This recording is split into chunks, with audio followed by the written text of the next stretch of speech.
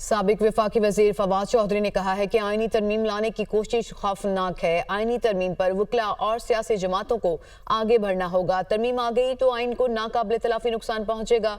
ये असम्बलियां फॉर्म 47 की पैदावार हैं, अवाम की नुमाइंदगी नहीं करती। आईनी तरमीम के खिलाफ वकला मुत्तहिद हैं। जस्टिस मंसूर अली शाह का बतौर चीफ जस्टिस नोटिफिकेशन फौरी जारी किया जाए। तो मैं अभी तक समझता हूँ कि ये एक जो कोशिश है आईनी तरमीम लाने की, ये एक खौफनाक कोशिश है पाकिस्तान के आइन का बुनियादी ढांचा तबाह करने की। और इसके ऊपर वकीलों को और अपोजिशन पार्टीज़ को लाजमी तौर पर इकट्ठा होकर इस ज़िमन में आगे बढ़ना होगा। और अगर वो जल्दी आगे ना बढ़े और ये स्कीम कामयाब हो गई तो पाकिस्तान के आइन को नाकाबिल तलाफी नुकसान पहुँचेगा। ये असम्बलियाँ तो फॉर्म 47 की पैदावार है, ये असम्बलियाँ पाकिस्तान के अवाम की नुमाइंदगी नहीं कर रही।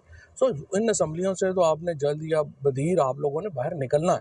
जस्टिस मंसूर अली शाह का नोटिफिकेशन फौरी तौर के ऊपर होना चाहिए।